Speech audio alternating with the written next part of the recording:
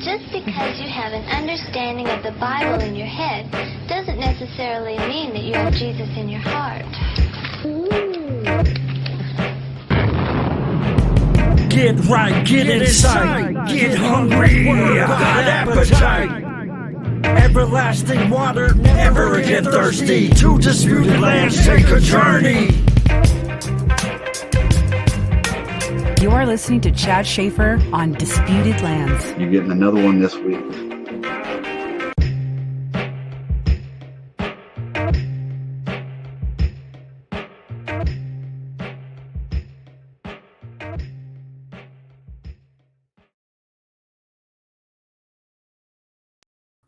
Hey everyone, this is Chad. You're listening to Disputed Lands on Now UCTV. Thank you for joining us here again for another Monday night.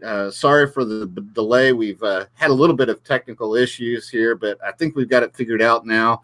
I'm very excited to have our guest on tonight. Just a little bit of personal history here for Carl and I. We've actually never spoken in person, but we've been friends like many of you via Facebook, probably, I don't know, at least a couple years, maybe 3 years. But just an interesting personal note here. Carl and I had begun writing our books at the same time that he's still working on. And we had a bit of fun with the back and forth, kind of pushing each other to work on it. So I would get a chapter done and I would message Carl and he would message back, and the next day I know he would post something, he'd be like a whole chapter or something worked out or something ahead of me. I was like, oh man, Carl's getting ahead of me. So it was kind of back and forth, and then Carl had some little bit of hiccup. He had to move, he had to pack up an entire library and had a bunch of other things going on, so he got delayed. But tonight we're going to talk to him about this book that's coming out and anything else that's on Carl's mind tonight. Carl Teichrib, for those of you who don't know, in my opinion, is one of the leading minds, if not the leading mind, when it comes to the spirituality outside of the Christian community. Of course, technocracy, but this book that he's coming out with now explores not technocracy itself, but perhaps the spiritual motivations that are behind the technocracy that we see in this world. But really it's the spiritual motivations that are guiding today's thought. Now, I'm going to give a brief introduction to this book. And we're just going to talk. We're just going to jump into it, and Carl can just pick up and talk to us anywhere he wants to pick up. But the book's going to be broken down basically into 5 sections. He's going to argue in this book, and I would agree with him. Most people still comment today, you still see it in all the articles, that we live in a postmodern society. Carl's argument, the whole second heading to his book entitled "The Game of Gods and the Age of Re-Enchantment." He says we're past postmodernism, and we're in the age of re-enchantment. And we're going to let him argue that here tonight, and we're going to listen to this. But 5 sections. The first 2 chapters are going to explore the concept of oneness, which is a theme running throughout the book. And I've had the chance also to help Carl read through, make sure everything reads through. He's been very gracious, and everything is sounding just like he wants it to. Part 2 is a progressive survey outlining the history of Western thought throughout in social change, touching on the rise and fall of Christendom. It's going to be the exploration of modernity and postmodernism and the emergence of a new spirituality and re-enchantment. And then, of course, without a doubt, he tackles what is a must. The 3rd section tackles the biblical approaches to this topic, necessary for a rounded perspective. God is separate, unique to creation, and it's a series of many books. Carl, welcome to the show. Glad to have you. Chad, sorry for all the technical glitches and the hiccups, and it just reinforces in my mind that I don't want to live in a transhumanist world where everything freezes. Yeah, that's all right. But Work out. we've got we got it all worked out, and we're glad you're here, Carl. You know, you live in this world. You do teach still, if I'm correct. You still teach at a local college there. Is that correct? I teach a modular course, a 1-week course once a year, and the college is in the next province over, about a day's drive. And yeah, so this year, coming up, 2019 is January 2019 is the next time I'll be teaching at that college. So I've got a little bit of a break between now and then. But basically, Chad, the course that I teach kind of fits right in hand in glove with what my book is about. In fact, my book comes out of a lot of the lectures that I give at that particular college. Yeah. Now you have what I really appreciate about you, Carl. You don't see much of these days. Is you are really boots on the ground. What Carl is bringing to this book is not just what he's read or researched. He has a comparative tool in that he actually goes to events that most Christians would rather just first not even acknowledge that they exist, number one. If they do acknowledge that they exist, they have no plans, no thoughts of attending one, even if they could walk there. But Carl, you had recently you've been to a few of the Burning Man events, which is you go as a witness there, but this last year, and you had a little bit of a hiccup in this last trip, if I recall. You want to tell us a little bit about that? Oh, Chad, I've got lots of hiccups. You know, I don't know. It sounds to me like you're under attack, brother. There's a lot of enemies that don't want to hear what you have to say. Well, you know, it was an interesting journey down to Nevada. I live in rural Manitoba, Canada. And so for myself to drive down to the desert of northern Nevada, that was a solid 2-day run. And on my way, well, first of all, on my way into your country, I swung down to Jamestown, North Dakota, where I have some friends. I picked up some food that I had shipped. Only half of my food arrived. I spent, a good chunk of my morning on the phone trying to figure out where my food went. By the time I got to Jamestown, I was already running behind schedule. And so I'm pushing it. I mean, I've got an older truck, or had an older truck. It was a 97 Chevy. And I was booting it pretty good across Montana. I got into Idaho, I'm guessing like about 9 o'clock in the evening or so, and just coming down some of the higher mountain passes. And about 9:30, I know the speed limit there is 85 miles an hour, and and this is maybe to my shame, but I'm an old sport biker. I have the philosophy of speed limits, that the speed limit is the lower limit. So I know I was doing at least 85 miles an hour, probably better, when I smoked this great big deer. And blew him to pieces, and he got me back by blowing my truck to pieces, and that was the end of the road. And so there I was, stuck about 90 miles north of Idaho Falls, out in the middle of nowhere. And it was crazy. It was I bet that was trying for you. Well, Chad, it's one of those kind of things where you just sit back and you go, there's nothing I can do. Nothing. Yeah. My truck is loaded down with camping gear. There is nothing I can do. I can make the phone calls, wait for the state trooper to show up, wait for a tow truck to show up. Thankfully, the state trooper, he came all the way from Idaho Falls. He drove me all the way back to Idaho Falls. I got in like at 2 or 2:30 in the morning.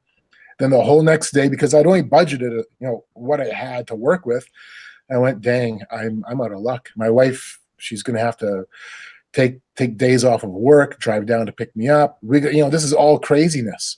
And a few friends popped in and said, hey, no, you've got to go. You can't turn around right now. You can't hawk your camping gear and get a bus ride back to North Dakota, or back to Manitoba. You've got to go. And so I had a few people that jumped on board and said, yeah, here you go. Here's the funds and the resources to get you there and get you back. And I mean, part of the Burning Man experience is the gifting economy, and Burning Man is really big. This is one of their big 10 principles, the gifting economy. Everything's about gifting. I'm sorry. The real true gifting economy comes through God's people first and foremost, and is a reflection of God's goodness. Period. Amen to that. Amen Period. to that. And so, yeah, I got in. It was that was not even the end of the adventures. I did a wrong turn basically in Albuquerque. Well, I didn't get that far. I did a wrong turn halfway through Oregon. All of a sudden, I realized like 4 hours later, I'd gone 200 miles the wrong direction, kind of thing. And by the time it was all said and done, my GPS finally kicks in. I find myself on I'm in a rental car. I find myself on a mountain road that has a sign. The pavement ran out, the gravel started, and then a sign said unmaintained for the next whatever it was, 60 miles. And I'm like, well, I can't turn back now. So. Well, we're glad you made it. I followed that whole thing. When I saw you post that you had hit a deer and all this was going down, I was like, that's the worst. Anybody who has spent any time traveling, on themselves without taking a plane has probably had an experience where things didn't go right. Mine happened just outside of Atlanta, Georgia, in Marietta. I had a 1-month-old, kind of not the same thing, but the engine went out, no money, stranded with, 2 kids, one of them, or 3 kids, one of them 1 month old, and nobody around. So I can definitely sympathize with that feeling of helplessness, and there's nothing you can do. So let's get into this, Carl.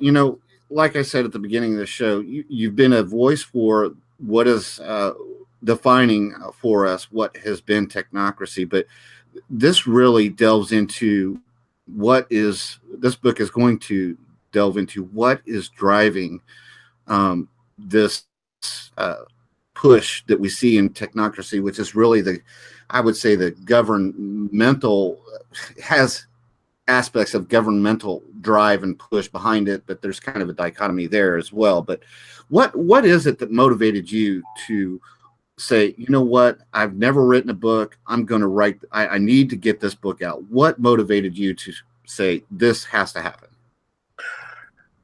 That's actually a really cool question. It goes back to how long I've been doing this kind of work. I started doing this kind of research back in, I think, like 93, 92, something like that. And then full-time from 1997 on. This is what I do. And from 1997 to 2001, I was the director of research for a Christian author by the name of Gary Kaw. And I helped him do the research and the editing for his last book, which is entitled The New World Religion. And it was a pretty big project. That was a substantial project. And since then, I've helped other authors, Pat Wood, do the research for his book, Technocracy Rising. I've interfaced with Barrett Chose. John Ankerberg used to carry a lot of my stuff for a while. I've interfaced with a lot of different authors, kind of in a way being the background guy, doing the real in-depth research. I mean, that's my job. That's my forte. And I've had, 200, 300 articles and essays published over the years in different places.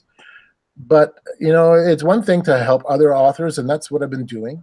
And I really enjoy doing that kind of work. I like being the background kind of guy. But at some point, you've got to actually put it down in your own words. You've got to take your own experiences, your own understanding, the things that you have been taught, the things that you have experienced and seen, be able to filter that through a biblical worldview, and then to express it maybe in a way that nobody else has before. And that's kind of the approach I'm taking with this book. I'm tackling a subject that, yes, some of it's been tackled before, no question, but not quite like this. And the book is being written in a way that it's a power hitter.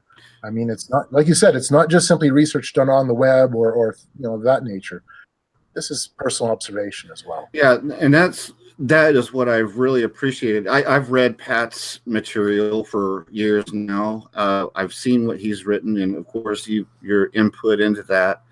And he provides the technical information. This is what is happening. This is what is driving. But when I was reading that, the excerpts that you had provided to me, that was the first thing that I keyed in on. It wasn't just information. This was, I could really feel your heart. The words were not driving the conversation. Your heart is really heard in driving. You can just tell you are bursting with the want to use the words that are expressing what you feel in your heart and in your mind. So why don't we just do that and give people a little bit of glimpse? Let's just go chapter by chapter on your mind and talk about the focus of each of those here. Sure. So let's just look at the first chapter and what it's about, and your thoughts going into, when I was writing my book, I can tell you that was one of the hardest things. What do you say first? In what order do you say it in so that it's leading you somewhere? What information do you put in? What do you put? What maybe is superlative and extra doesn't necessarily be in there, even though it supports it. It doesn't necessarily be in there. So let's just start with that. What is the first chapter about, and why are we kicking off with this thought? Well, this first chapter begins with my very first experience at an international event. My very first experience of doing boots on the ground research. And I've done like maybe 35 different events, but this one still sticks out, and it sticks out so strongly. It was the Global Citizenship 2000 Youth Congress, which was held in Vancouver, British Columbia back in 1997. And it was held exactly 1,000 days before the year 2000. And for myself, Chad, what really hit me with this event was I was sitting in a room of about 300 teachers, their students, everything from elementary school students all the way up to university level, people from the university, different school administrators. And we were sitting there, and for 3 days, I was hearing this preaching.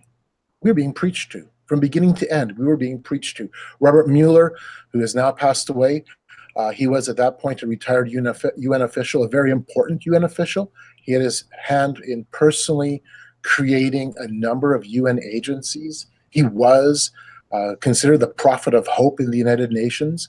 And so he was almost a grandfatherly figure to these 300 people, most of them being students. And from beginning to end, we were being preached to that we were all one. We're all one with the cosmos. We're one with the universe. We are all divine. We are all of God. And we need to come together as one world. We need to come together with a new sense of purpose, a new sense of vision. And that is that our allegiance and our loyalties are now to the earth, to our mother. And that we need to develop politics around this, a new ethics, a new way of looking at spirituality. And again, remember my setting, the audience, school kids, all the way up to university students. And I just sat there going, wow, this is where we're going. That really is interesting because, we see those of us who are looking to see where the motives lie in some of the UN policies that we see being enforced or in place. But that really is what stands out as shocking, is that it was truly a spiritual event hosted by a UN, one of the bigwigs there at the UN, who was really preaching, as you say, a spiritualness to their motivations. I mean, there's really no way of hiding what is driving their thoughts and policies. Right. There was no hiding it. In fact, it was very openly spiritual. The very last day we had our closing ceremonies, a reenactment of Ganesha, the Hindu deity Ganesha. And the Ganesha explained to us that we are all Ganesha, we're all God, we're all divine. And we all need to, if we have, down feelings or we're not feeling well about ourselves, just say a little Om and reconnect with Ganesha. I walked away from that, Chad, going, the world has changed. The world has changed in tremendous ways. And this is spirituality, politics, worldview. This is everything wrapped into one. This is an example of where the new spirituality is taking us. And the thing that, for me, that kind of drove this even further was this conference wasn't just simply to an event out of nowhere. The whole purpose of this event was to help formulate ideas that would go into our Canadian curriculum, into our school system. We were formulating ideas that were going to be directly injected into Canada's education system. The whole point was about looking at new ways of doing curriculum. So I'm like, okay, this is propaganda. This is preaching. There's no way to get no better way to get the kids on board with it than to first place the thought in their heads of what direction they need to go, and then giving them a part to play in forming that to make them feel as if they're a part of something. Man, that is that's sinister. I'm sorry, but there's no other way to. The first word that comes, that's sinister. Yeah. And Chad, this is why I open up the book this way, because I mean, for myself, this is the first part of my journey, not in terms of book research and talking to different individuals. I was doing research before in different ways, but the first time I'd been in an event where I had stepped into their territory, I'd stepped on their turf, and there was no filtering. There was nothing, no editor, taking out lines from a report or anything, or adding what maybe he or she thinks should be or shouldn't be in a report. No. This was unfiltered. This is me observing, interacting, spending time with those youth, asking them some questions as well, and then trying to take it all back home and filter it through the biblical worldview to see, okay, where does this whole line up? Where does this go? Where does this take us? And so my very first chapter is called Visions of One, because the entire thing was we're creating this vision of oneness. And everybody is doing it. I mean, this is Oprah Winfrey. This is Eckhart Tolle. This is Hollywood. It's everywhere. This is who we are. This is our new mantra, that we're all one. We're all part of this sameness of God, nature, and humanity. We're all essentially the same. Of course, the biblical worldview is, no, we're not. God is distinct, different, completely incomparable to the rest of the created order. I mean, he is not created. That's the whole point. And likewise, we're created in his image, each of us unique and individual with our own makeup in his image, just as he is. One of the things you get is a personal approach to each person from the very beginning. Part of the Tanakh, of the Torah, is the individual is unique, distinct, and directed just as he is. I can see why this. I can see why this would have impacted you and probably set your heart. Was it a shock? Were you shocked? Yeah, not really. I mean, I'd done the homework. It was kind of, I expected it to some extent, but I guess, Chad, if there's anything that shocked me was the students' response, not what Robert Mueller was saying. I'd read Robert Mueller's books, not what the organizers were trying to achieve.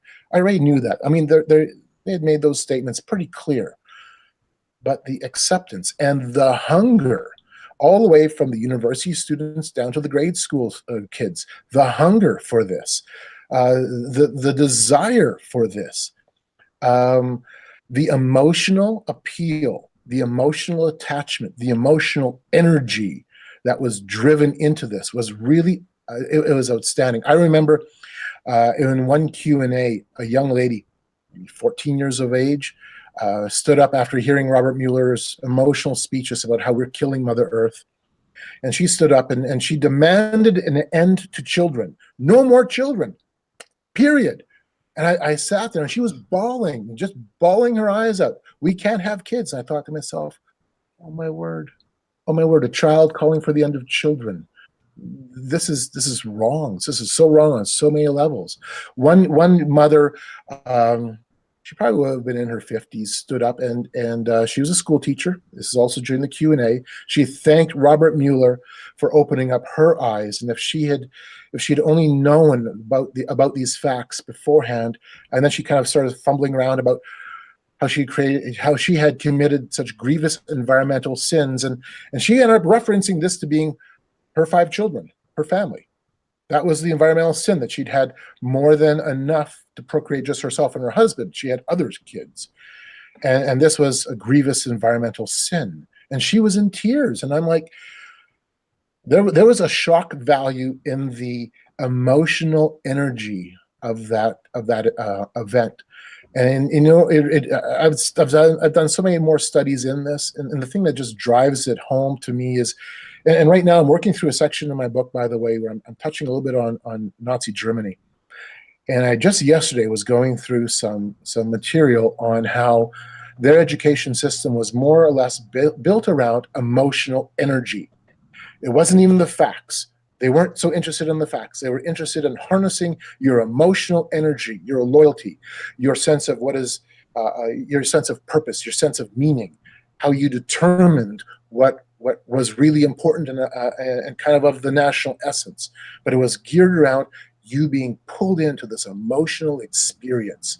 And in so doing, you now have a deep psychological connection with whatever that ideology is that's being pushed. And yeah, well, you know, one of the theology you said this, it reminds me, media, and as you mentioned, propaganda, it has always been a tool of, the state and driving that. And it's what immediately jumped to mind for me is how prepped we are, at least here in the Western Hemisphere, and I know in Asia as well, with the media platform and the means to make sure that a unified message of oneness can be pushed easily. I saw I think it was a TED Talk or something not long ago, where the speaker asked who here does not have one of these in their hand, and the only person that probably didn't hold up the phone was the guy in the bathroom, right? Everybody has one. So I mean, we're geared and primed. We're primed for a unified message of oneness to be pushed easily today. Right. It's natural now for our children. I think they don't know life without it. This as a means of driving their thought process. So true.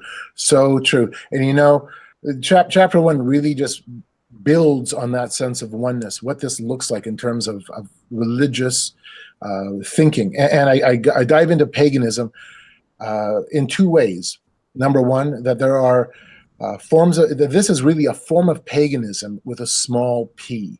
That is, it's a generalized worldview, that worldview of everything being interconnected, interwoven, we're all one, God, man, and nature. That is, in its essence, the pagan worldview. I'm talking about this in a small p sense, that this is a general outlook. Then there's also large P paganism, which is the religious expression of this through Wicca, through Judaism, and other forms. I dive into some of this later on in the book, but I bring that up front as well so people realize that really what we're talking about here is, in that general way of viewing it, a type of paganism, and it really is. And it doesn't matter if you are an atheist, if you are a New Ager, or what your worldview is. In that way, you can be an atheist and say all we have is human reason. All there is our humanist reality. Well, at that point, you're in essence saying there is no God except for man. Man is it. We are the ultimate end. We are the highest pinnacle. Whereas, I really think that hits home with. You nailed it with re-enchantment. The spiritual vacuum that postmodernism has left to the individual who was solely intellectual in the age of reason, if you would, left as such a spiritual vacuum that there was really no other way but for this to come in, probably like a flood. As you said, with the acceptance of some framework to put that emotional response to this, because we are emotional. We do have feelings, and to simply be left with reason only, it leaves one floundering to express yourself in such an environment. Right. Well, it strips the human soul. It strips out what makes us human.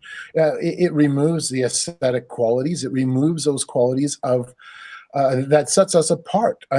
We are different than the animal kingdom, period.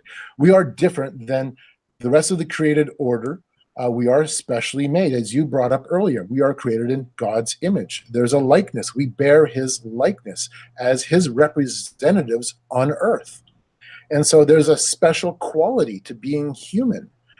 And so when we take the concept of materialism, rationalism, secular humanism, we end up saying that all we are a collection of atoms that are accidentally banging together. There is no ultimate purpose. There is no higher value. We are just simply a part of a mechanical universe, and we ourselves are nothing but mechanical beings. We go down the road of behavioralism. We go down all kinds of interesting roads with that thinking. And what that did was, there's a sociological factor to this called disenchantment. Max Weber brought this up already 100 years ago as a German sociologist, saying that basically our science, our technology, our modern ways are disenchanting us. They're removing that sense of mystery, that sense of wonder, and all that goes with it. Well, when we get to postmodernism, which really births itself in the late 1960s, there's already elements of it going back. There's a lot of these things kind of come together at different points, but and with overlap. Mm-hmm. But with postmodernism coming around, a rejection of materialism, a rejection of that hard secular viewpoint, saying, well, we reject Christianity, but we also reject this other this materialist side. We reject both of these. What do we have left? Well, we wander around in a daze. We wander around in a fuzzy daze, and that's what we've been doing. That's postmodernism. We say, okay, we reject authority, we reject meaning, we reject purpose. We end up rejecting. And then we have a vacuum of meaning. We have a void. And that void will be filled with something. There will be something that's going to fill that void. And already in the 1960s, we started to look for what that thing would be. And so in the 1960s, we started to explore alternative spirituality. We started to explore Buddhism, Hinduism. We brought the East to the West. Mm-hmm. We started looking to the earth. We looked to Mother Nature. We started looking for all kinds of other ways to find a spiritual sense of being. You could almost call it a spiritual secularism or a religious secularism. But we looked for some way of filling that void. And Chad, for the last 40 years, well, I guess 50 now, I'm going to be 50 pretty soon. For 50 years, we have, as a society, been looking to try to fill this hole that we created by rejecting Christianity.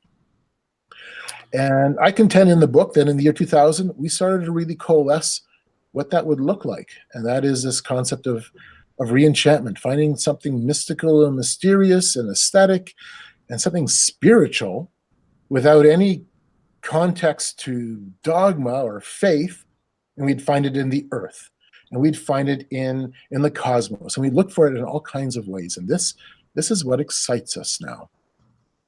Yeah, one of the things that I remember seeing through this is going back to the different events and the attendees is the scope or size of the events has been steadily increasing year to year. I was surprised to see, I think you had posted something about, it was either a pamphlet or something from Burning Man, because Burning Man isn't the only event. There are other events. And what blew me away was the number of events, just even here in the United States, that were scheduled for 2018. I mean, it seemed like they packed this in 12 months. It was kind of unbelievable, the number of events that were scheduled in different areas just here in the United States. I'm not sure what Canada is. I have to confess, I don't know what's going on in Canada, but I don't know how many events are there. But I was shocked at the scope and the quantity of people that were attending really, these events. It's growing, is what I'm saying. Right, it is. And I think what you're referencing here is, of course, the cultural side, things like transformational festivals, like Burning Man, like the many regional burns that take place. Right. And there are so many other events that you could add into this. Since the year 2000, every year I've put together a calendar of global events that I feed to Gary Kaw, first of all, for his readership, but I also fed it into other ministries as well. And I published a magazine for a short time, and every year I'd have that in the magazine too. And it was a collection of events to look forward to in the new year. And things like Burning Man, when it would happen, what would the theme be, but also other things like different United Nations summits, different pagan events, different transhumanist conferences. And I would inevitably leave out scads of events, just piles of them, because you can only read 30, 40 of these events before you kind of going, okay, I get the point. There's a lot of this happening. There's a lot of this going on. But you're right. It is a growing phenomena. We are looking for something, which is why things like Burning Man, and here's last year's Where, What, When guide, why things like Burning Man are so popular. I mean, this is a sellout event. 70,000 people, a total sellout event. And by the way, Burning Man is not one event. It's hundreds and hundreds of events packed into 1 week under the umbrella of that, of Black Rock City, that one location. So your Where, What, When is every day. What do you want to go do? What workshops do you want to attend? What kind of bizarre experiences do you want to encounter? What is it?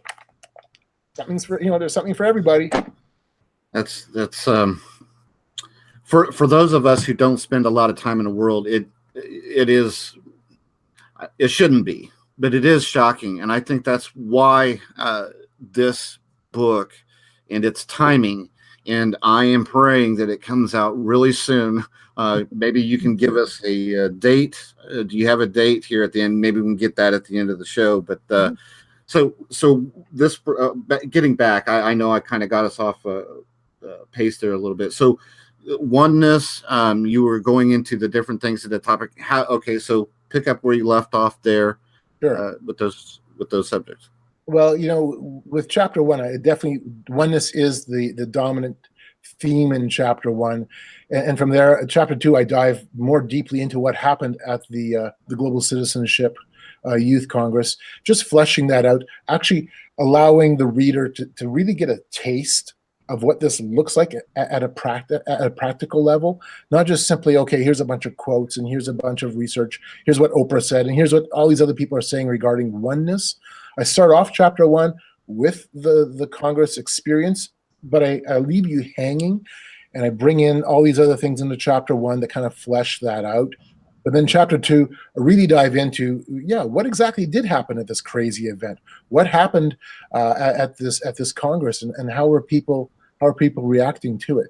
So that's really, I do that because I want to set the stage, of course, for the rest of the book, which explores how we even got to the point where we could do an event like the like the Global Citizenship 2000 Youth Congress, how we would even get to this point where something like this would be not just simply accepted, but in many, many ways is a normalized thing. The worldview being expressed there is already a normalized worldview. All you need to do is walk into your local schools and you will see that this is a normalized worldview. Watch television, check out whatever the movies are playing right now, and you realize so quickly this is a normalized worldview. And so chapter 2 takes you through what I call being a part of that planetized generation, because that's what we have become, a planetized generation. And so chapter 3 opens up a whole new section of the book. We are changing epochs. We are taking a look at how we got to this point, Chad. And we take a look in chapter 3 of how we've shifted the history of faith, moving away from that Judeo-Christian foundation, the biblical foundation, and stripping it away. We take a look at some of the reasons why, and one of them being the opulence of the Roman Catholic Church at that time, the reactions to that, the Renaissance, which was an emergence of classical paganism and trying to understand different worldviews by looking into classical Greek and other classical worldviews, and we examine that. We kind of break that down into what that looks like and how it broke Christianity. It broke Christianity down in some ways. In some ways, there was a buildup as well, the Reformation period, where there was a return back to Scripture, and we show how all this kind of combines and clashes, and how there's this continual focus of or a sense of wanting to focus on what is true, what is real, where do we get our meaning from, where do we ultimately get our meaning from. And so chapter 3 kind of breaks down how the shift in faith was beginning to shape itself in the minds of men, primarily in Europe, but also in North America too, as we kind of look to find we could almost call it like a new orthodoxy, but not a Christian orthodoxy, something else. And so chapter 3 really explores that. And then chapter 4, we jump into the Age of Reason. We jump into the French Revolution. We jump into materialism, Marxism, Auguste Comte, Henry St. Simon, their worldviews, which really, I mean, they're the fathers of sociology. They're the fathers of modern socialist thinking. And we explore what the materialist worldview really ends up looking like. And that includes things like Leninism. We dive into some pretty heavy and sometimes forgotten aspects of history, and some pretty depressing parts of history too. You know, as I'm sitting here thinking about this, I mean, these things do not just happen. There are people and voices who do this. I mean, it is the sole thing that they focus on. It is their lives to do this. And, you know, I think for the general populace, life just happens, which is a really sad way to live, by the way, to wake up and have life just happen. These people are very sad people if you meet them. I'm not saying I'm calling them sad. I'm saying if you meet them, you will find a sadness to them that don't have a drive. But as I'm talking about this driving force, which was an apt name for you mentioned your site, but you didn't mention the name Forcing Change, is where you posted your articles and online magazine. Really, it wasn't.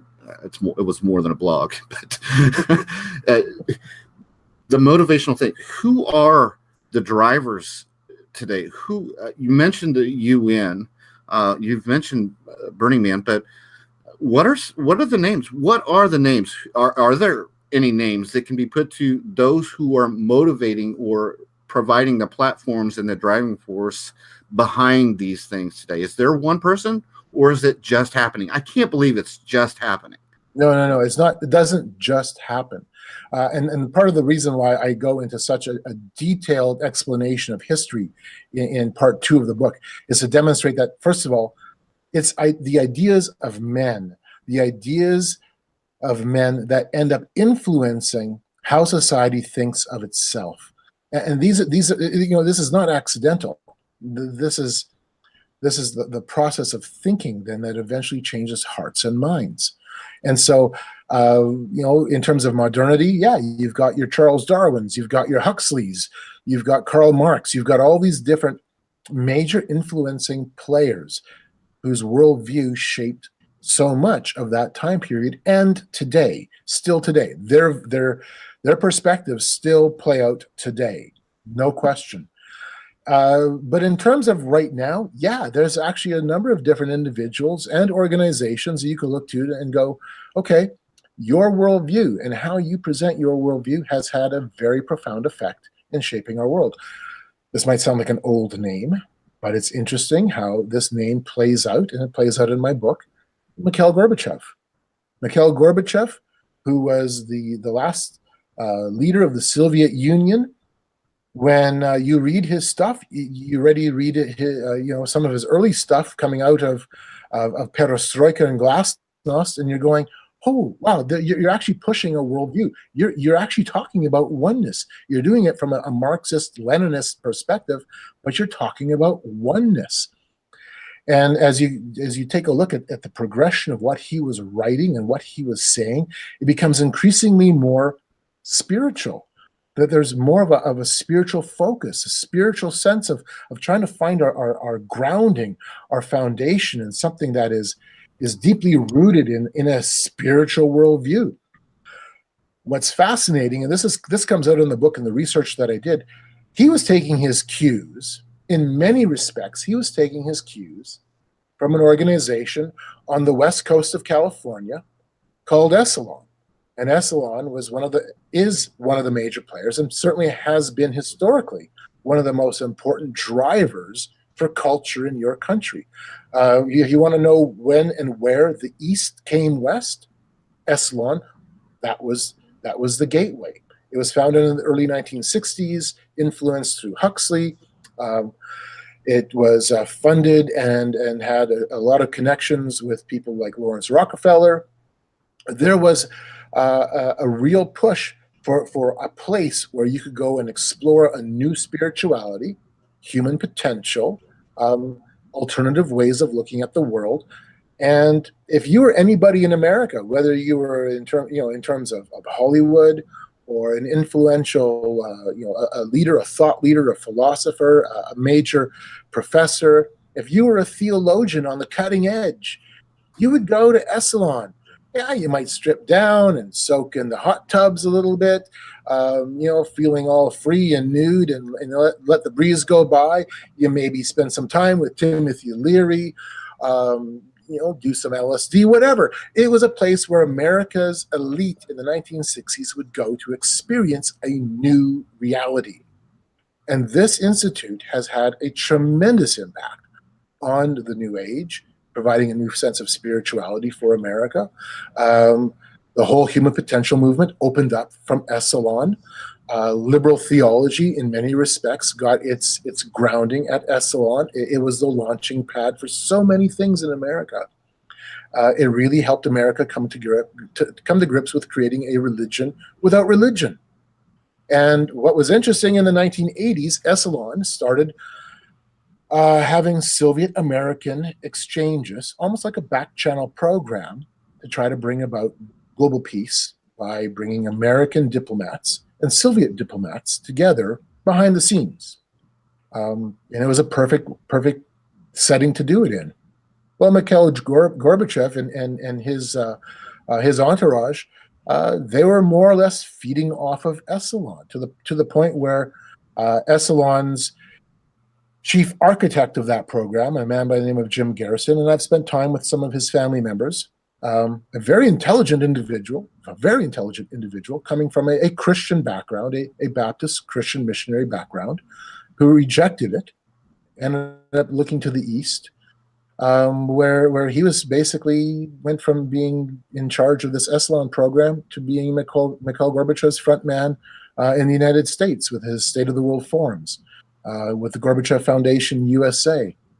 And so there's one example, and I really lace all this together in the book, give you tons and tons of documentation so that if you have the resources to hunt that down yourself, you can. Well, yeah. And you realize really quickly that, okay, a man of influence, that was a man of influence. He still is, but he's kind of behind the scenes now. But I mean, he's old. He's aged already. Mm-hmm. But in the 1990s, his influence was astounding, just astounding.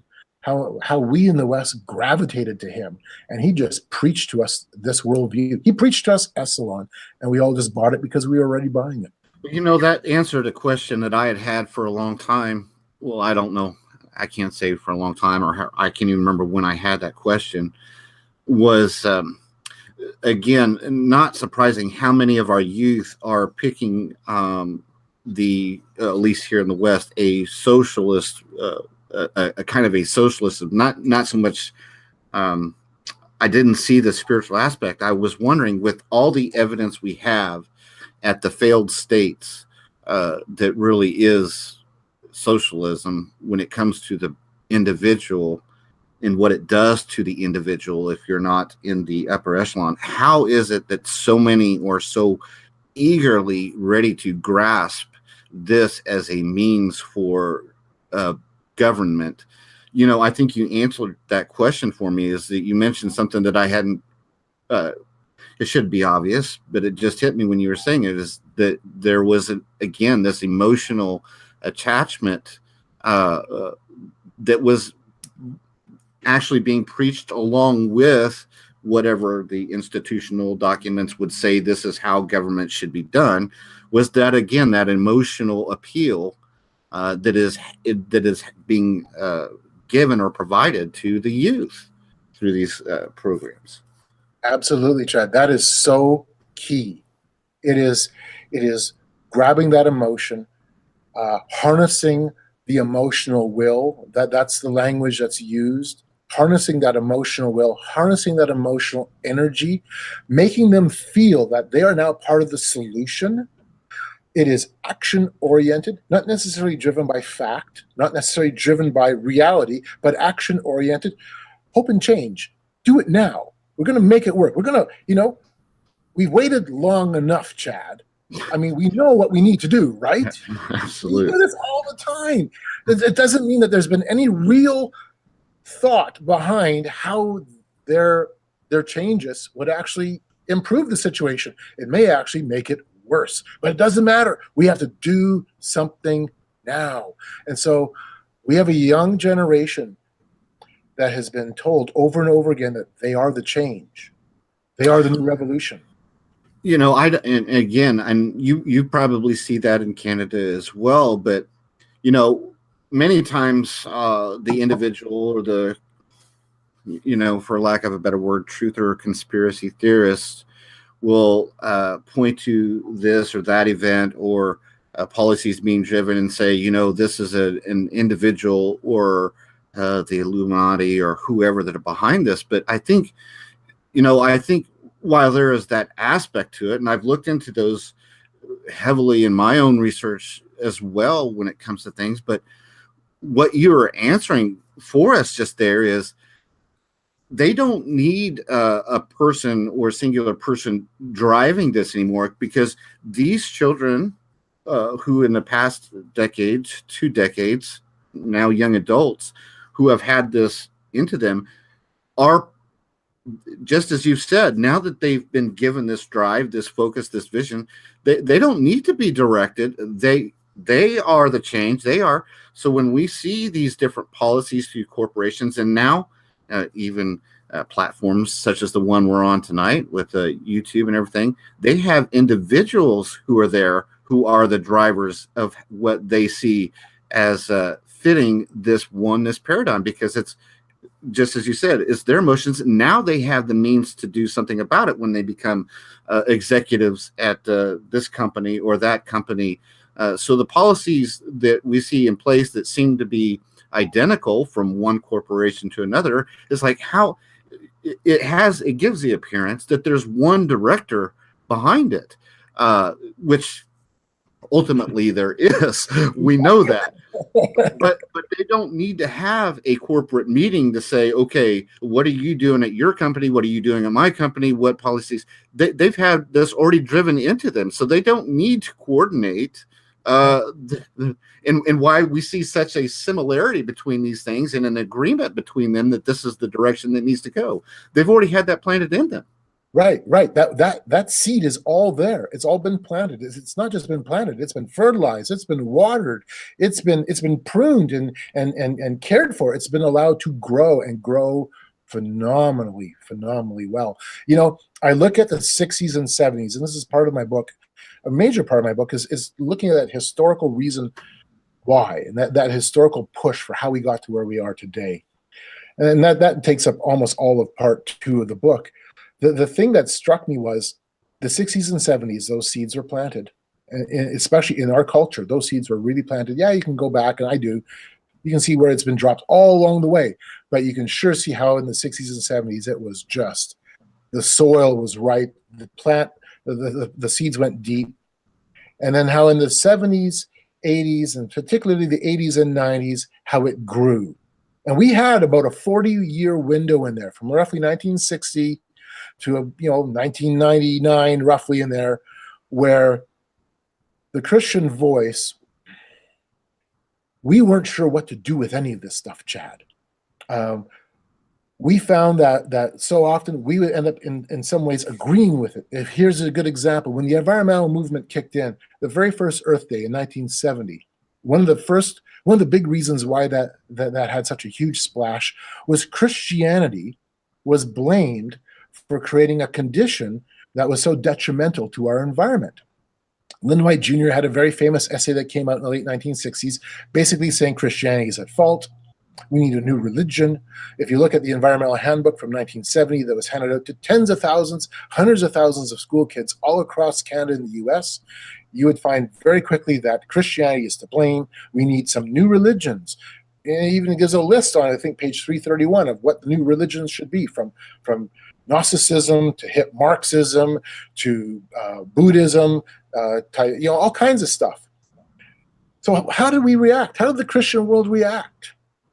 We went, you're right.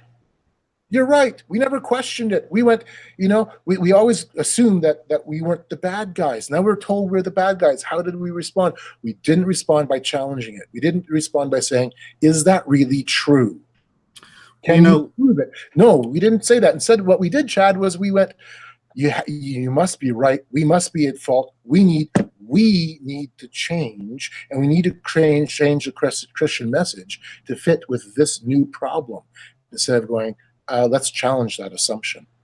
We just, everybody's seen the news today. You had me thinking there. There used to be, while there has always been multiple preachers, missionaries, there always seems to be that leading voice amongst Western Christendom, that one person they could point to. And of course, the man I'm talking about who just recently passed, Billy Graham, was one such voice, one leader, regardless of denomination. People acknowledged within Christendom, this is a voice who can speak with us on a national level towards our worldview, and we were happy to let him be that voice. And I was just thinking, his recent passing, as you've said, we've kind of left that vacant, that position vacant. And I remember seeing a lot of different articles, I could say some articles here and there, that are asking that question: who is the voice for Western Christendom today? Is there anybody who can take that? And of course, the voices that are filling it, and I can purpose driven, would be the voice that's kind of tried to fill that voice for Western Christendom. And I think many of us, when it first came out, as you said, we didn't have a response. I think that was just as telling of anything, that this was able to flourish as it did, is because there wasn't a voice to stand up to it and say, you know what, this is hogwash. what you're pushing here. And who's going to fill that pulpit? There's no voice there, and there still really isn't. Which is why I have you on the show, is we got to have a voice. Somebody step to the pulpit. Here, I got Carl and I got Pat. We can take turns while the other one's taking a breath. Let's listen to what they got to say. I know you would never feel that way about yourself, but somebody's got to step into it, right? Somebody's got to step it up to the pulpit and at least start saying something. But here's really, this is where the rubber meets the road. Who is the one who's in charge of stepping forward? Who's the one who should be doing that? Who's the one who should be doing that? Those who are of the followers of Jesus Christ. Period. In your neighborhood, with your family, with the people you interact with, you do it in ways that are loving. You do it in ways that are tactful. You do it in ways that are truthful. And we don't. And we've left it to other voices. And that's part of the laziness that we have had as Christians in the West. Yeah, Billy Graham says it, or my pastor says it, or somebody else says it. They do it. We're all part of that. We're all part of that. Let's face it. I mean, we've seen with the conspiracies. We've seen now what we've called this action truther movement, YouTube's are born channels with this are born every day, which is a good start to doing something. But, and I know the answer to this, Carl, and I know you do too. Why is it important to be more than just providing a platform for information to get out? Doing what you and I are doing tonight, why is it important to actually interact? Why is it important to actually get out? And what is different between providing information and actually getting involved? Why is that important? Oh, golly, there's a number of reasons. Number one, our ultimate calling is not to provide information. Our ultimate calling is to provide the truth of Jesus Christ. That's our ultimate calling, to be his witness to the world. Information is a part of that. It can certainly play a part of that. You know, I might give you a metaphor. Years and years ago, my daughter, when she was young, I think 12 years old or 10 years old, we would go for long walks. We homeschooled our kids. We go for long walks, and my son would be with me, my daughter would be with me. And I remember one winter day, and it was like -30. Yeah, we live in Canada, it's cold. It was about -30. We were maybe about a half a mile, 3/4 of a mile from home, and my daughter looks at me and she says, "Dad, what's the difference between knowledge," how does she put this now? Knowledge, information, and wisdom. And I went, wow. That's a heavy question for such a young. He would ask some doozies. My son would. Talk about putting dad on the spot. I know. So, you know, I can't. It's -30. It's darn cold. So I took my glove off. I took my nice big mitten off. I put it out on the snow. And it says, "There's my mitten. You have knowledge of my mitten. You see it. The information, you know, that's there. You know it's there. Let's pick it up. What's it made of? It's made of leather. It's made of stitching. Now you have information. You've got the knowledge that it's there. You've got the knowledge that it exists. There's this foundation you have to begin with. Now you've gone beyond the foundation. You know something about it. You've got information. There's data here. You can actually really examine this. Wisdom is putting it on. Wisdom is taking and putting it on. Knowing what to do with that knowledge, knowing what to do with that information. Wisdom is finding a sound application for that. And so for those people in the, you know, the truth movement, and I wouldn't necessarily put myself in that position. I understand. I've been in a different way. But yeah, I've struggled with this too. What's the point? What's the point of this? And I can throw up 1,000 documents all around me.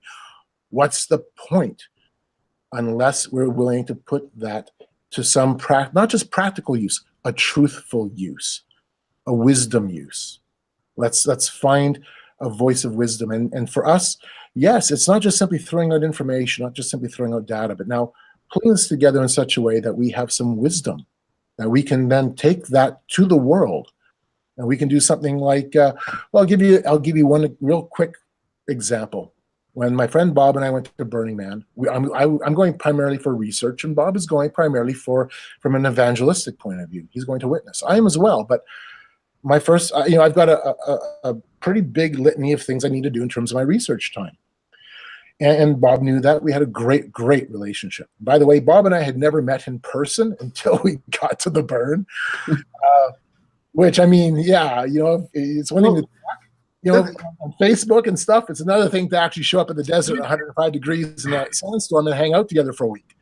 Yeah. So, yeah, no, I'm with you. I wrote my book with Doug Krieger, and we spoke for, you know, a few years. And the first time we met each other was at the first conference here last year in Denver in person. So, yeah, so, I get you. Yeah, so we're at Burning Man, and we put up a sign at our camp. And, you know, it's just a tent, but our sign says Camp of the Unknown God, which comes out of Acts and Paul at Mars Hill. And, okay, we had knowledge of Burning Man. I've done a lot of homework to understand it. I've done a lot of searching in terms of the information. The glove has been on the ground for a long time. I've been looking at that crazy glove. I've been examining it. I've done all of that with Burning Man to a large extent. And not just Burning Man, but that entire cultural milieu. And so we took and applied it. by putting up a sign, Camp of the Unknown God, and having conversations almost daily with people coming by going, who is this unknown God? And we had some of the most fantastic conversations with people who genuinely wanted to know. They were hungry, really hungry. They wanted to know. We had people coming back, repeat visitors, saying, hey, I've got to go, but I want to come back and talk about this some more. Bob would take it from the angle of apologetics, prophecy, different things like that. I took it from the angle of understanding typically the worldview of those people who were there.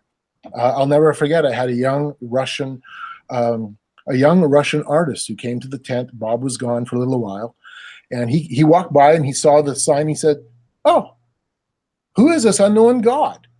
And I'm like, come on over. Here's some Gatorade. You need Gatorade, you need water. Here's liquids, my friend. Here's some food. Have a seat. You'd ask them questions about their own life. You get to know them for a few minutes. Allow that to take place. Allow you to feel comfortable with one another. And then you start talking about who this unknown God is. And it was interesting because he was a onist. He believed that everything was one. God, man, and nature were all one. He typically fit exactly with what my book was talking about. So I said to him, you're an artist. Are you telling me that your artwork has the same value as the artist? Are you telling me that your art pieces have the same intrinsic value as the hand who guides your paintbrush? He goes, no, of course not. I have more value than my art. I'm more important than my art. Now, I said, look around us. Beautiful sky, we have got mountains. It's a harsh environment, but we see an incredible display of art. We see an incredible display of God's handiwork right here, even in our human bodies, an incredible display. And you're telling me that the artist is the same as his art. And he just stopped. He looked at me and he says, I get where you're going. He says, obviously, no, he has to be different. Bingo, first step. God is different. He is distinct. He is unique. Isaiah chapter 40 brings that out beautifully. He is incomparable, ultimately incomparable. And so we end up on this in this conversation that began with knowing his worldview, having the information about that worldview enough that you can begin to work through, all right, let's present truth. Let's present truth here. And so that was the approach that we took. Yeah, that was a beautiful illustration. Thank you for that. That was wonderful. And we spend a lot of time, and it seems like the past 2 years have been asking that question. We've been saying the church is asleep at the wheel. They largely don't going on, and that's still true in many respects. They're unaware of the motivations outside of letting life happen for them in their busy schedules. But for those who are, what they say, waking up to the truth, they are becoming aware of the motivations and the actions that are behind events that are happening around them, good and bad. And so we've been asking that question, okay, I've got the glove. How do I put it on? How do I put it on? And that's the question, and that's the motivator behind why I'm even doing this show. I found myself, I spent a large part of my life growing up in church and doing the church thing. I was driven as you were, why do you write a book? You're driven to, there's no other way to put it. It's an itch that has to be scratched, and it's not going away, and it until it gets done. Right. It gets done, or it drives you insane until you sit down and actually do it. And, I found myself with that going, what do I do now? Yes, I got this information out. Yes, I can provide it to people, and I can speak to people about it. I can tell them what's in it. And you find yourself asking that question. I've got to be more than this. I can't just be satisfied with whatever it is I have here. I've got to be involved. And that's the reason for this show, Disputed Lands. You've got to be about doing something. We can't be. So the question is for each of us and an individual, I think, is presented. What do you do? I think that's the question we're kind of asking throughout this entire show. What do you do now? Right. And every person is going to be answering that a little bit differently, because I don't have the same opportunities you have. I don't have the same gifts or talents that you have, or anybody else listening to this, to our conversation. Everybody's going to come with slightly different gifts, attitudes, and opportunities. And it's one of those things where, for myself, I've been kind of wrestling. All right, where do I take my own work? How do I now use this as a launching pad with the opportunities that were given to me? There's been many times, Doug, or pardon me, Chad, where I haven't. Sorry for calling you Doug. You said Doug earlier. It's quite all right. It's quite all right. It kind of works that way. I planted it in there. I had opportunities where I didn't say anything, where I didn't do anything at all, where I knew I should have, and I failed. We all have opportunities. And sometimes we have to go, not just, we can't just wait for them to come to us. Sometimes we have to go to them. I'll give you Burning Man for me, I don't expect everybody to run to Burning Man. Number one, don't. It's not your place probably. But something, it's surprising how many opportunities we have all around us. We maybe don't even see them. Yeah, I kind of had a motive in talking about this too, because I see what you have been doing. A year ago, you had asked, maybe it was a little bit longer. I'm not very good with knowing exact dates. I can't remember dates. I can remember time frames, right? A little over a year ago, probably, you had asked, what do people think about here? And you were talking at your local about providing a space where people can come and research, write, and speak. And I think you can see that in the background. I think that's where you're at now. Talk to us a little bit about what Carl's doing right now with that. That's quite the segue. That's awesome. Yes. I've been doing this kind of work, as I said, Chad, since full time since '97. And I know some people say, well, this is, you make a ton of money with your book sales, blah, blah, blah. I've never written a book yet. I've made zero. Well, let me tell you, you don't make any money, and I've actually gone into debt because of it. I know. Oh, we have as well. I know. It's just been insane. But because of that, because it's not a stable income, it's not a stable lifestyle, we've had to move over the years as we've rented inexpensive homes out in the country. And personally, I'd rather be out in the country anyway. So that's who I am. And so we found ourselves in a situation a year and a half ago where we had to move once again. And my library, my office, all of my resources, we had no place to put it anymore. The new place that we moved to needed a ton of work for 2 months. I renovated the house that we had to move into. I mean, it's turned out really well. It works, but it didn't have the space or the capacity for my library or my office.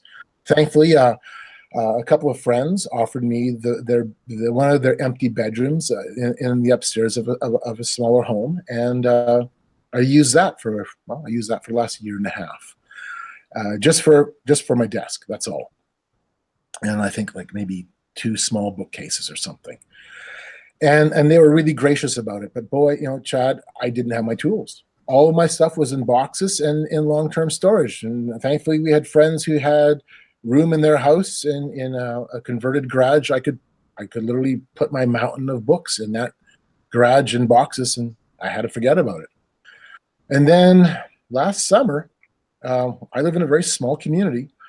I had an organization that had a community hall, and the organization's getting older in their age, and they came and approached us. They approached the town itself first, anybody in the community. Hey, does anybody want our town hall, this hall of ours? And there's another larger hall in the town. So, I mean, why would you need 2 halls in a little bitty town of 250 people? And so they came to us and said, we've got this building. It's about 2,000 square feet. If you guys want it, we will make it work. We will work with you and make something work. We did a fundraiser to kind of put a down payment on. We were able to do that.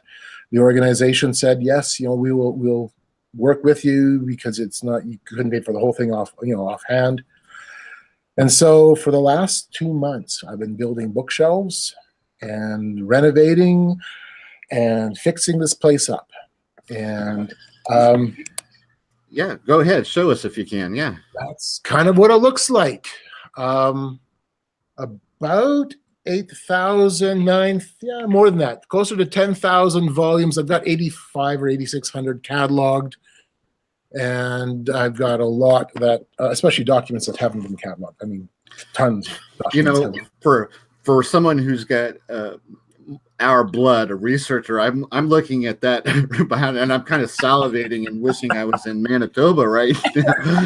Thinking I could get up, go and get lost in there for a day, and I would be fine.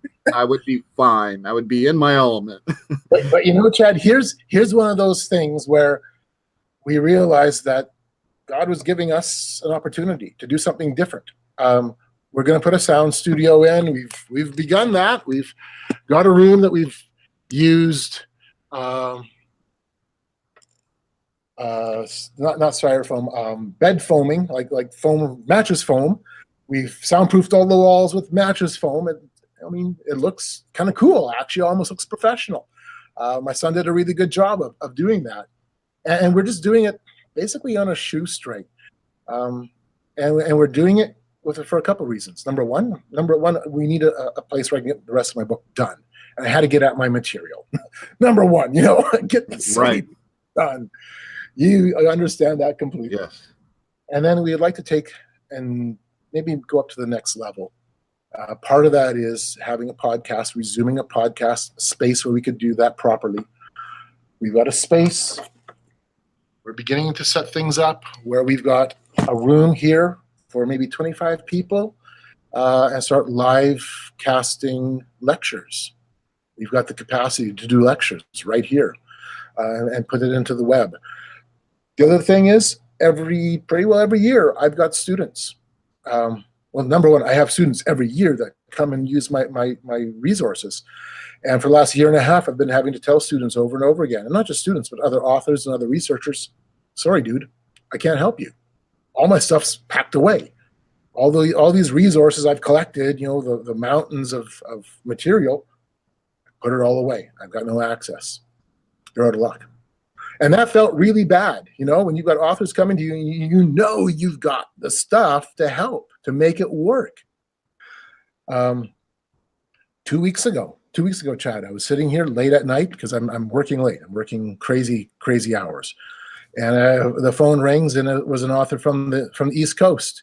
And he's like, Carl, he says, I don't know if you can help me, but can you find this source and this quote? And I'm like, you're in luck. Actually, there's no such thing as luck, but you're fortunate.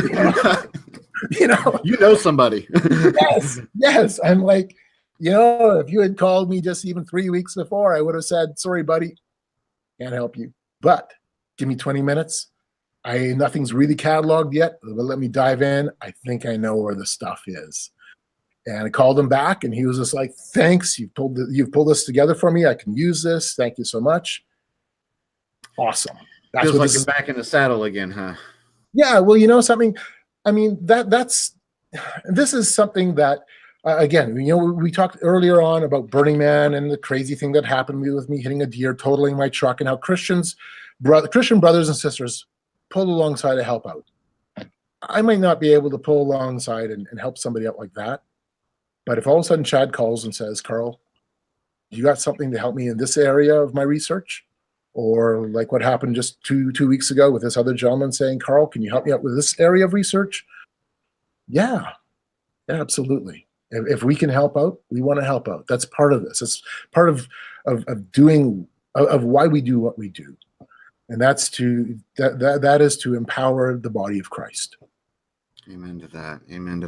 Well, I don't know where you want to go from here. I just wanted to make a point for those of you. We did get started a little late, but I don't want to not give anybody the chance to ask any questions. We have Kevin over on the YouTube channel, and I do have the Now You See TV chat up.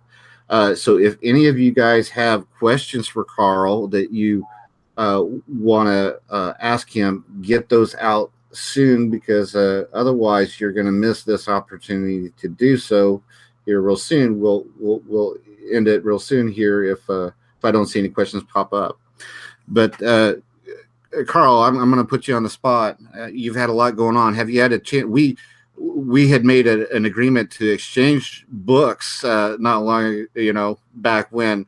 Have you had a chance to dig through mine? I know you've been really busy, so I'm not going to be hurt or offended if you haven't. But have you had a chance to dig through it yet, brother? I haven't had a chance to dig, but I've had a chance to peruse. Yeah. And just to spend some time thumbing through it, reading sections, reading chapter pieces and bits, but not from end to end. This is terrible, Chad, but I have not been able to. That's fine. I told you I wasn't going to be offended. That's fine. I know, but it's one of those kind of things where I'm like, okay. I mean, you and I were exchanging stuff, so back and forth. So right. I am really looking forward to when my book is done, so I can actually begin other things, reading, relearning, being rechallenged. That was the point I wanted to make too, and I've spoken about this on previous shows. There are some things that are fine as far as books are, and we don't do a lot of reading of books today in our quick hit society. Tell me in 2 pages or less what I need to know about this information. Any longer than that, you're wasting my time. So we're in that kind of an age. You got to be able to compress it. But one of the points I wanted to say is in reading having the ability to read what you're going to put out ahead of time. This is a book that you will need to get in and physically have, folks. You will want to have this on your shelf and read it. You will need to get this book and read it. I can't stress that enough. It's not going to be good enough. This will be something that you can refer to, you can speak about if you're going to actually do what Carl and I have talked about, because there's no ifs, ands, or buts about it. You can't say that, oh, I don't run into that kind of person where I live. I'm telling you right now, even in rural America or rural Canada, you are going to run into a person who understands this stuff or has been involved with these things. You will need a resource to draw from to speak to those kind of people if you're going to put the mitten on. If you're going to put the mitten on, right, you will need to have a resource to draw from. You don't have to be the expert. You don't have to be perfect at it, but at least have a resource available, since it's going to be provided to you, an opportunity to be provided to you. Get your hands on it so that you have something to draw from, so you can actually put something into action. You don't have to be the experts, but you can know people, and you can have at least give yourself an opportunity to have the tool ready. You don't have to use a hammer, but it doesn't hurt to have one in the toolbox, when it's needed, right? Well, the book, because it's broken down into different sections, and each section has a very unique purpose. It's to give you those tools. Absolutely. The other tool that I want to provide for people is that they can have a framework to begin to understand why things like this even happen, like Burning Man. Give them a framework for things like the Parliament of World Religions. Give them a framework for transhumanism. Give them a framework to understand technocracy. Give them a framework to be able to actually really put some thought into these different topics. Today, this afternoon and evening, I was doing my last kind of run through with a chapter I have on world order, because part of my research, a lot of it, has been trying to understand the political side of oneness. And so I think tomorrow I might ask people on my Facebook group, my Facebook followers, hey, if somebody wants to do a final proof, because that's what it's going to be, of a pretty extensive chapter on world order called The Cult of World Order, you'll see how oneness comes into play, even at the political level, with some pretty utopian ideas. And I'm going to drag you along with me in my chapter to the Parliament of World Religions, not Parliament, pardon me, that's in the interfaith section, to the United Nations, to the Millennium Forum. I'm going to drag you with me to World Federalist meetings. I'm going to take you to places you'd never even imagined. And, and it's a big part of this. Folks, let's be conscious of Carl's time, too. If you're honestly and earnestly want to be a part, maybe you can't get out. Maybe your physical condition doesn't allow you to be a part. But if you are wanting to be a part of this, put that mitten on, and you want to help Carl. He is easily found on Facebook. Carl, spell your name for those who don't know. Sure. It's Carl with a C, very simple. And then my last name is Teichrib, Carl Teichrib. There you go. You can find him easily on Facebook. He does have a group. And if you want to be a part of helping Carl put the finishing touches on the book, he's been very gracious in sharing this information. You have the opportunity, if you can't get out, to do something to put the mitten on, help Carl get his book finalized so we can get this out and available to the larger population at hand. Carl, while we were talking here to finish up, we did have a, not really a question, but a request. Is can Carl expand on the 70s and the apathy of Christians going into the 80s with I guess, I hope I understand this, in the changes in the prosperity, how that impacted that? Yeah, the prosperity gospel really kind of comes into play at that point in time. We were accepting a type of psychologized Christianity. We literally were following down the same paths that Esalen was giving to us with human development. It was all about how we were going to get something out of this. It was our personal growth, not spiritual growth necessarily, but just development, growth, prosperity. And so we ended up really following kind of the cues that culture was already handing out to us. You saw a lot of changes going on in the 1970s and 1980s as the church adopted the culture. I find that so often it's usually 10, 12 years before the church starts to really have those cultural inroads make their way into our pews and to our pulpits. But they inevitably do. And we didn't have a response for these things. Instead of actually responding with biblical truth, we adopted it. We've adopted so much of that truth. You know that. Number one, we're still kind of lazy. We look at this and we go, that must be a better way. We don't maybe verbalize it that way, but we think it.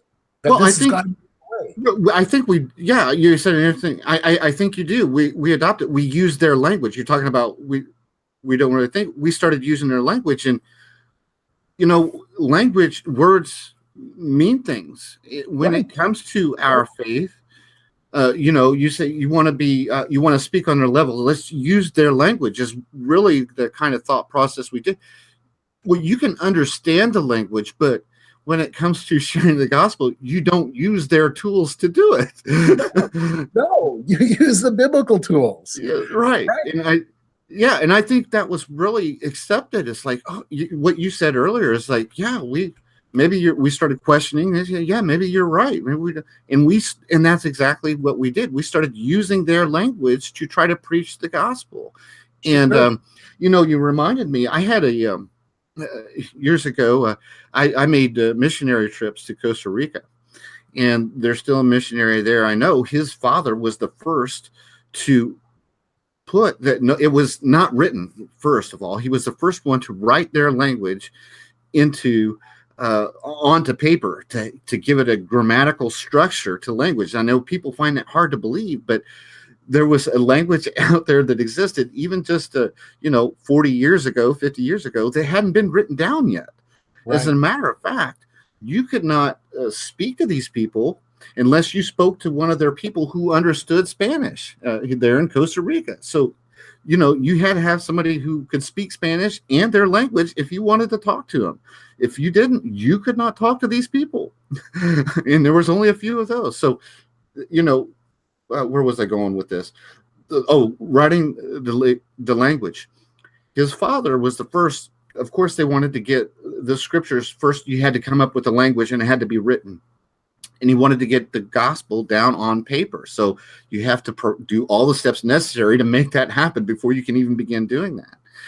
And of course, when you're learning a language, and trying to understand what the meaning is behind a word, the understanding behind a word, what they discovered is, and I'm going somewhere with this, is that some of the words that they thought they understood the meaning for, such as, for example, generic God, God being generic, little g or big G, however you want to put it, God, they thought they had the meaning for that generalization, God.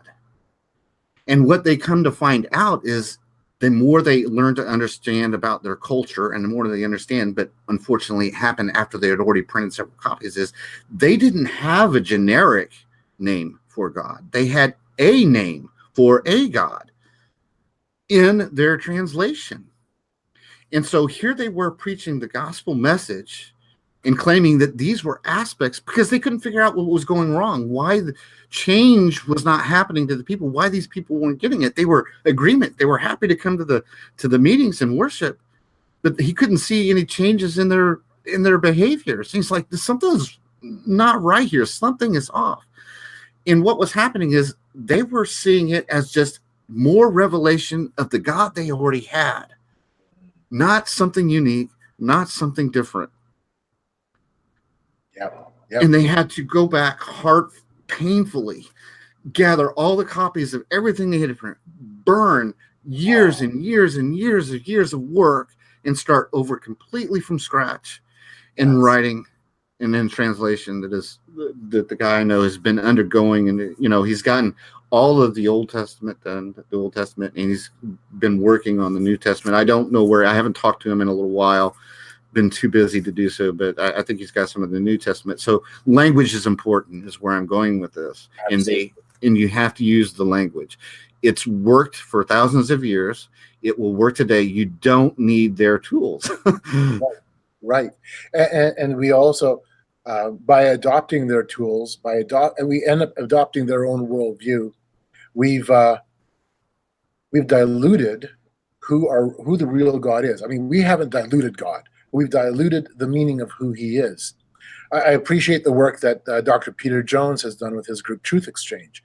And I understood the concepts already before I started interfacing with him and some of his writings, but it really helped me, help pull together some thinking in how to express this. He approaches it as of one-ism versus two-ism. And the concept I've been kind of working through in my book is oneness versus otherness. Well, oneism or oneness is this idea of God, man, nature being intrinsically the same. Whereas two, in Dr. Peter Jones' kind of lexicon, twoism is God and everything else. God and everything else. I'm approaching it as otherness. God is the ultimate other. He is not creation. He is the ultimate other. And we've lost that. We have lost that by adopting the tools that the world uses. By even adopting their language, we have lost that fundamental truth. We no longer recognize it, or we no longer can even, we don't even have the information for it. It's been diluted. And that's the one thing that, as I've been working through this book, Chad, that's really been stressed to me over and over and over again. We serve a God who is completely different. This God is utterly incomparable. He is unique.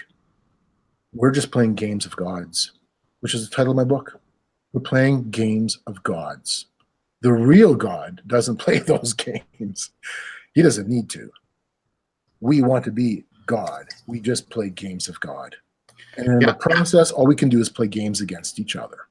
Yeah, and I'm going to have an awkward pause here because I'm going to show people the cover that I voted for here. So give me just a second to find that. I've got to get it up because you gave everybody an opportunity to vote on covers. So give me just an awkward moment here. I'm going to pull up the one that I voted for and is the one that's going to be on the cover. This is going to be the one that's the cover. If I have anything to say about it. So give me just a second. I'm about there. All right, so let's do this. There we go. this is the cover here that I'm going for. Game of Gods, The Temple of Man, and the Age of Re-Enchantment. I think that is one of the coolest covers I've seen in a while. It's absolutely draws you into it. So, hey, and I can't take credit for that. A good buddy by the name of Justin pulled that together, sent it my way, and said, "Hey, your working cover, it needs an upgrade." And, yeah, that working cover I can understand. I did the same thing. I had my thoughts, and I put my hand at it, and I tried to do it, and I was like, "Yeah, this is good." And then somebody else got a hold of it and said, "Here, we can do this a little better." Yeah, I've got no problem with doing things better. Yeah, that's an awesome cover. Carl, I don't see any more questions coming in here, and we are about the 6 minutes away from the end of our show, even though we did get started a little late here. Do you have a timeline you're looking at for this book to come out and be released? Yes, I'm really hoping that by early summer. I've had timelines that have come and timelines that have gone out the window, with moves and accidents and sewer backups, and the list of crazy things just adds up. Lord willing, that the book will be ready by early summer. That's what I'm shooting for. Excellent. I don't have long to go with it. What's there just needs to be really polished. But people will not have to wonder if they forget or don't remember the interview. I will be posting that information on my Facebook and social media. I'll be letting everybody know and on Disputed Lands for sure when that's going to be available. So I will be keeping my eye on it for sure to come out. And Carl, the next time you're driving through the United States, we talked this before, you're coming down south. I'm in Indiana. I think we worked out. I'm almost like a straight shot for you. So, and I know you've been to this area before. So if you're coming down this way, let me know. In fact, your part of Indiana to me is a second home because I used to live in Cicero, working fishers. I go to church in the Noblesville, Cicero area. Yeah. Yes, I've crisscrossed your part of the country and went through your town many times. Well, we'll definitely have to get together. And if you're I'm just going to be forward here. If you need to fill a slot for someone to come up there to the library when you get the lecture room set up, send me that invitation and I'll figure out a way to get there. Cool.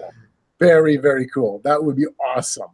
Oh, by the way, I didn't see this in your book, but I haven't read as I said, I haven't read all the way through your book. I'm sorry. I'm holding it against you.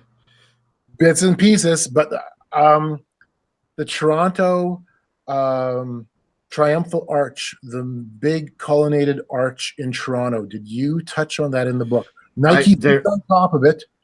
The goddess Nike sits on top of it. It's an amazing piece of architecture, an amazing triumphal arch. Yeah, I did not touch. When I started looking at the history of them, I couldn't touch it. I do remember reading about it. If you catch the theme, you will see that was probably when they were united with the United States. It's always after the victory in some war to mark the succession. Right. Nike being is victory.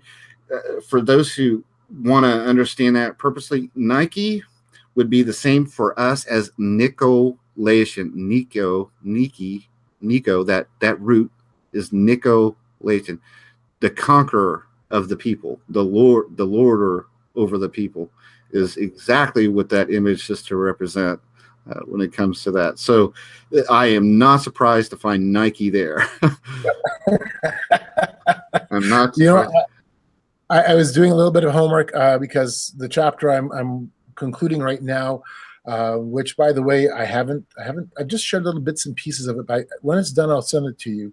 The first number of pages goes into kind of like a road trip as I take you on that's how the best way of looking at it. I'm taking you on a road trip to different monuments scattered across the U.S. dedicated to different deities.